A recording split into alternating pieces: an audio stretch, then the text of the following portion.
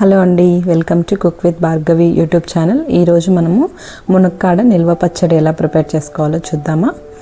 అందుకు కావాల్సింది ఒక 100 గ్రాముల చింతపండు తీసుకున్నాము. దాన్ని బాగా నానబెట్టి అందులో గుజ్జు మొత్తం బాగా కలిపి తీసి పక్కకు తీసుకున్నాము. చూడండి, ఇలా థిక్ పేస్ట్ లాగా వస్తుంది కదా, అలా తీసి పక్కన పెట్టుకొని ఇప్పుడు కడాయి పెట్టుకొని అందులో మనము గుజ్జును తీసుకున్నాం కదా, బాగా గుజ్జును తీసి వడగట్టుకున్నది ఈ కడాయిలో వేసి బాగా ఉడకబెట్టుకుందాం. ఎందుకంటే ఆ వాటర్ అంతా బాగా మగ్గిపోయి మనకు థిక్ పేస్ట్ లాగా వస్తుంది చింతపండు గుజ్జు. అప్పటి వరకు బాగా మరిగించుకుందాము. అందులో చూడండి, ఇప్పుడు వాటర్ కొంచెం పల్చగా ఉంది కదా, దాన్ని మనము థిక్ పేస్ట్ వచ్చేంత వరకు చేసుకుందాము.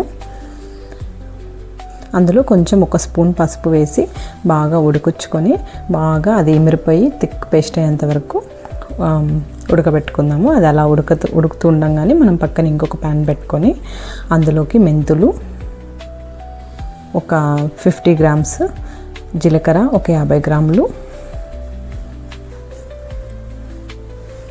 ఆవాలు ఒక 50 గ్రాములు. మెంతులు, జీలకర్ర, ఆవాలు. నార్మల్గా కొంతమంది జీలకర్ర వేసుకోరు, కానీ వేసుకుంటే మనకి టేస్ట్ బాగుంటుంది. కాబట్టి నేను మెంతులు, ఆవాలు, జీలకర్ర 3 వేసి ప్యాన్లో బాగా ఫ్రై చేస్తున్నాను. కొంచెం బ్రౌన్ కలర్, గోల్డ్ కలర్ వచ్చేంత వరకు ఫ్రై చేసుకుందాము. చూడండి, బాగా గోల్డ్ కలర్ వచ్చాయి కదా. ఇప్పుడు మనము స్టవ్ ఆఫ్ చేసుకొని వాటిని బాగా చల్లార్చుకుందాము.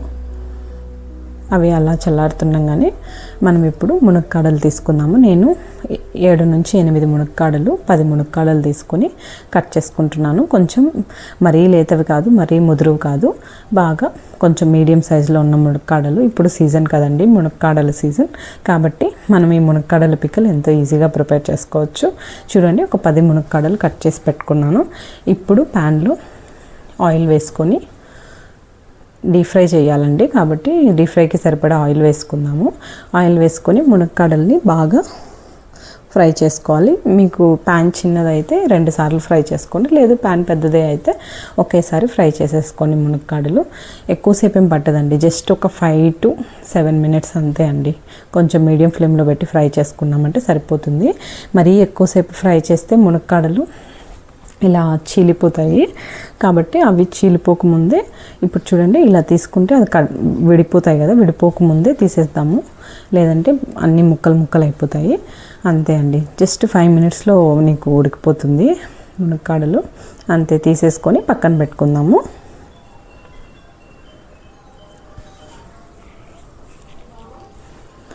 పక్కన పెట్టేసుకొని ఇప్పుడు చూడండి, చింతపండు గుజ్జు బాగా థిక్ పేస్ట్ అయిపోయింది కదా, ఇలా ఇంత కన్సిస్టెన్సీ వచ్చేంత వరకు తీసుకొని ఆఫ్ చేసుకుందాము.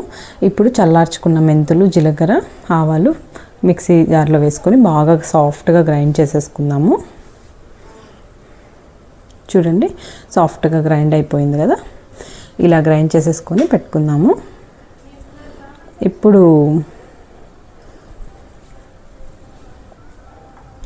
ఇప్పుడు మనము మునక్కాడలు ఫ్రై చేసుకున్న ఆయిల్ ఉంది కదా, అదే ఆయిల్లో మనము పోపు వేసుకుందాము.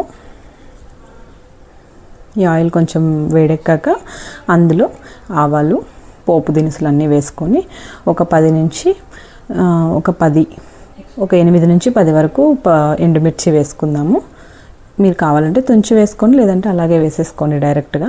తర్వాత ఒక 15 నుంచి 20 వెల్లుల్లి రెబ్బలు కూడా ఒలిచి పెట్టుకున్న వేసాను. అంతే అండి. పోపులోకి ఇంగువ వేసేసుకుందాము. లాస్ట్లో ఇంగువ వేసుకుంటే మన కూరగాయ టేస్ట్ బాగుంటుంది కదా, అందుకోసం ఇంగువ వేసుకుందాము. నేను ఫ్రెష్గా తీసుకున్న కరివేపాకు ఒక 3 రెబ్బలు కూడా వేస్తున్నాను. కరివేపాకు ఆప్షనల్, మీకు కావాలంటే వేసుకోండి, లేదంటే లేదు. నేనైతే కరివేపాకు కూడా ఫ్లేవర్ బాగుంటుంది కాబట్టి పోపులో వేస్తున్నానండి.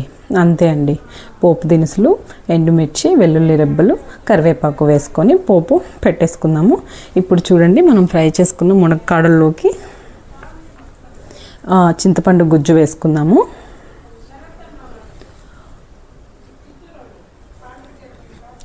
చింతపండు గుజ్జు వేసేసుకొని అందులోకి కారం వేసుకుందాము.